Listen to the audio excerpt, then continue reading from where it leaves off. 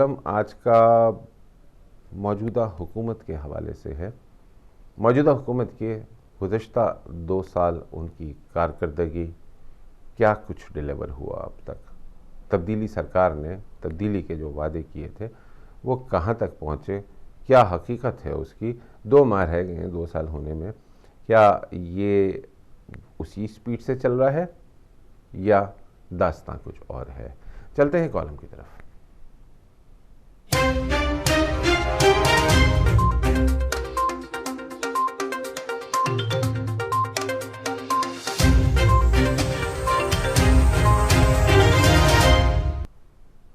یوں تو اب 2 مہینے رہ گئے، تقریباً 22 مہینے پورے ہو گئے، 24 مہینے کا مطلب 2 سال ہو جائیں گے تبدیلی سرکار کو آئے ہوئے پاکستان میں۔ امیدوں نازوں کے ساتھ یہ حکومت آئی تھی۔ عمران خان کی حکومت ایک کے بعد ایک چیلنج اور کارکردگی، یہاں تو 0 کہتے ہیں۔ کالم کے بعد آپ کیا کہیں گے وہ ہم جانیں گے۔ تحریک انصاف کی حکومت اپنے 2 سال پورے کرنے میں صرف 2 ماہ کی مدت کی دوری پر ہے۔ اس حکومت کے لیے یہ گزشتہ 2 سال کسی رولر کوسٹر رائڈ سے کم نہیں، یعنی ایک بحران ختم نہیں ہوتا کہ دوسرا جنم لے لیتا۔ بحران در بحران آنے اور ان سے نہ نپٹنے کے پیچھے حکومت کی عدم یکسوئی، فیصلہ سازی کا فقدان اور غلط ترجیحات کار فرما ہے۔ آغاز میں ہی جس معاشی بحران نے ملک کو شکنجے میں لے لیا تھا، اس پر ابھی بھی مکمل طور پر قابو نہیں پایا جا سکا۔ روز اول سے حکومت نے ملکی مسائل اور بحرانوں کا ذمہ دار ماضی کی حکومتوں کو قرار دے کر اپنی ساری توانائی اپوزیشن اور سیاسی حریفوں کے خلاف احتساب کے لیے صرف کر دی۔ حکومت کے بقول معاشی بحران اس لیے ہوا کہ سابقہ حکومتوں نے لندن میں ایون فیلڈ میں فلیٹس لے لیے، منی لانڈرنگ کی، مے فیئر میں فلیٹس لیے اور 31,000 ارب ڈالرز کے قرضے لیے، جس کو بھرتے بھرتے پاکستان کی معیشت میں بہتری نہیں آ پائی۔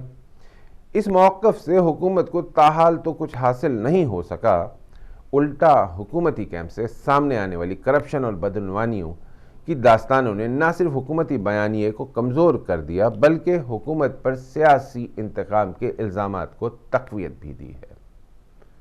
بدقسمتی سے اس وقت بھی حکومت اسی پرانی کہانی پر گامزن ہے اور اسی کو بیچنا چاہتی ہے۔ ملک میں کرونا کی وبا بے قابو ہو چکی ہے۔ متاثرین اور اموات کی تعداد تھمنے کا نام نہیں لے رہی۔ گزشتہ 24 گھنٹوں میں ریکارڈ 4,000 نئے کرونا کیسز رپورٹ ہو چکے ہیں۔ اب تک پاکستان میں 85,264 افراد اور اس کے بعد تعداد 1,13,000 افراد تک پہنچ گئی ہے، جہاں بحق ہونے والے افراد کی تعداد 2,300 سے اوپر جا پہنچی ہے۔ کرونا کے واحد حل لاک ڈاؤن کا نام و نشان نہیں رہا۔ شہر قائد کراچی کو کرونا وبا کا مرکز سمجھا جا رہا ہے، جہاں کے ڈاکٹروں کے مطابق اس وقت شہر میں لاکھوں کرونا متاثرین ہیں۔ کراچی میں 32,910 کیسز اب تک سامنے آ چکے ہیں۔ پنجاب کے سب سے بڑے شہر لاہور میں 15 مئی کو جاری ہونے والے حکومتی سروے کے مطابق تقریباً 6.5 لاکھ لوگوں میں 6.5 لاکھ لوگ کرونا سے متاثر ہیں، لہٰذا 30 دن کے سخت لاک ڈاؤن کی ضرورت ہے۔ یہ وبا ملک کے سیاسی رہنماؤں اور اہم شخصیات کو بھی تیزی سے اپنی لپیٹ میں لے رہی ہے۔ چند روز قبل سندھ کے صوبائی وزیر مرتضی بلوچ کرونا سے جاں بحق ہو گئے، جبکہ گزشتہ روز پنجاب اسمبلی میں مسلم لیگ نون کے رکن شوکت چیمہ اور خیبر پختونخوا اسمبلی کے رکن میاں جمشید کاکا خیل بھی جاں بحق ہو گئے۔ اسی طرح پیپلز پارٹی کے سینئر رہنما مولا بخش چانڈیو، کشمیر کمیٹی کے چیئرمین شہریار آفریدی اور بلوچستان کے وزیر کھیل عبدالخالق ہزارہ بھی کرونا وائرس سے لڑ رہے ہیں۔ ملک میں مہنگائی ختم کرنے کے دعوے بھی بہت کیے جاتے ہیں، لیکن عملی اقدامات کہیں نظر نہیں آتے۔ چینی کا بحران آپ کے سامنے ہے۔ چینی کی رپورٹیں آنے کے بعد بھی چینی کی قیمت واپس اس پہ نہیں آئی جہاں سے شروع ہوئی تھی، ادھر حکومت نے پیٹرولیم مصنوعات کی قیمتیں کم ضرور کی ہیں، لیکن پیٹرول پمپوں سے پیٹرول ہی غائب ہو گیا اور عوام کو ضروری اشیاء کی قیمتوں میں رتی برابر بھی کمی نہ دکھائی دی، جس پر وزیر اعظم عمران خان نوٹس لینے پر مجبور ہو گئے۔ ابھی حکومت معیشت اور کرونا کے چیلنجز سے نبرد آزما ہے، لیکن ساتھ ہی ایک اور چیلنج آن کھڑا ہوا، ٹڈی دل کا مسئلہ، جس نے ملک کے تقریباً 60 سے زائد اضلاع میں کھڑی فصلوں کو تباہ کر دیا ہے۔ وفاقی وزیر خوراک فخر امام کے مطابق ٹڈی دل نے کہ مزید جھنڈ رواں اور آئندہ ماہ میں افریقہ سے پاکستان پہنچیں گے، جو مزید فصلوں کو متاثر کر سکتے ہیں۔ بدقسمتی سے یہ مسئلہ ملک میں خوراک کے بحران کا باعث بن سکتا ہے۔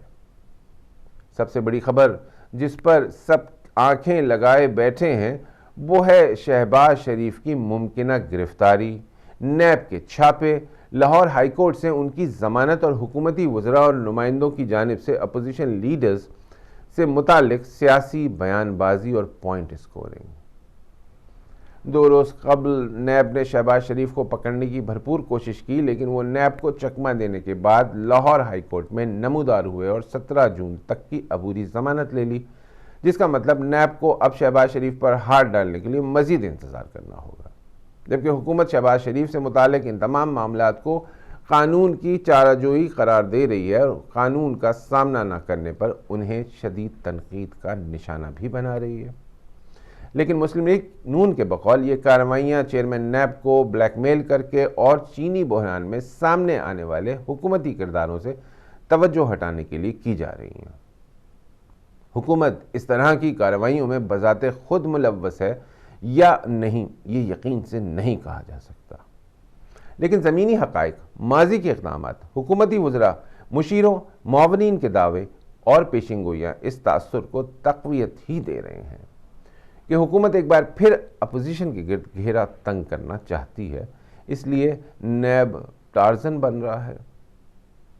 سیاسی پنڈتوں کے بقول حکومتی نمائندوں کی جانب سے اپوزیشن کے خلاف ہونے والی کارروائیوں سے نیب کی کارکردگی پر سوال کھڑے ہو رہے ہیں اور حکومت کے تانے بانے جوڑنے میں مددگار بھی ثابت ہوتی ہے، جس کا پورا فائدہ اپوزیشن اور شہباز شریف کی اہمیت میں اضافے کا رول ادا کرتی ہیں۔ اپوزیشن کے اس موقف میں بھی یقیناً ویژن ہے کہ جب شوگر بحران میں ملوث کرداروں میں حکومتی کردار سامنے آئے تو حکومت نے ایک بار پھر اپوزیشن کی طرف رخ کر لیا اور اس معاملے سے توجہ ہٹانے کی بھرپور کوشش کی۔ کل شہباز شریف تھے، آج وزیر اعلیٰ سندھ مراد علی شاہ ہیں، جن کو جعلی اکاؤنٹس کیس میں نیب نے طلب کر لیا تھا۔ کیا کرونا سے متعلق غیر واضح پالیسی اور اقدامات معیشت کو درپیش چیلنجز اور حکومتی ٹیم پر لگنے والے الزامات سے توجہ ہٹانے کے لیے حکومت نے اپوزیشن سے نیا محاذ کھول لیا ہے؟ کیا حکومت کا کرونا سے لڑنے میں کامیاب ہو گئی؟ اس وبا سے لڑنے کا اور عوام کو ریلیف دینے کا واحد طریقہ قومی یکجہتی ہے۔ جب تک ہمارے وفاق اور صوبائی حکومتیں ایک پیج پر نہیں آ جاتی ہیں، تب تک پاکستان کے آگے بڑھنے کی امید کم دکھائی دے رہی ہے۔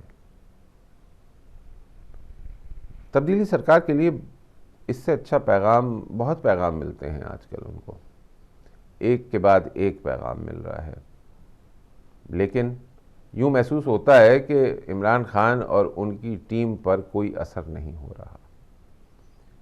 اس وقت 1,10,000 سے زائد مریض 13,000 سے زائد مریض موجود ہیں جو ٹیسٹڈ ہیں، اور جو ٹیسٹڈ نہیں ہیں ان کی تعداد منہ سے نکالتے ہوئے بھی ڈر لگتا ہے۔ آئے دن خبریں الیکٹرانک میڈیا اور پرنٹ میڈیا میں آ رہی ہیں کہ لوگ کس طرح ہسپتالوں کے دروازوں پر دم توڑ رہے ہیں، کس طرح لوگ بھوک و افلاس کا شکار ہو رہے ہیں۔ گزشتہ روز میرے ایک بہت بڑے کاروباری ساتھی سے بات ہو رہی تھی جو کراچی میں چیمبر آف کامرس کے ممبر بھی ہیں اور ایک بہت بڑا کاروباری صنعتی ادارہ رکھتے ہیں۔ ان کا یہ کہنا تھا کہ میں نے گزشتہ 45 سال کی کاروباری زندگی میں یہ سب کچھ نہیں دیکھا جو اب ہو رہا ہے۔ میں نے کہا یہ تو حالات کی وجہ سے ہو رہا ہے، یہ تو قدرتی آفات کی وجہ سے ہو رہا ہے، کرونا آ گیا، ٹڈی دل آ گیا وہ کہنے لگے یہ آفات تو ہم پہ بہت آئی ہیں، اس سے پہلے بھی بہت بار آ چکی ہیں، مگر معیشت کا جو حال ہے اور عوام جس طریقے سے پریشان حال ہے، کوئی حکومت نہیں ہے، ول آف دا گورنمنٹ ہے ہی نہیں، کون سی سرکار کیسی سرکار۔ وہ اس وقت کو بھی افسوس کر رہے ہیں جب انہوں نے عارف علوی صاحب کا بہت ساتھ دیا تھا۔ یہ ایک نہیں، ایسے بہت سارے لوگ شامل ہیں۔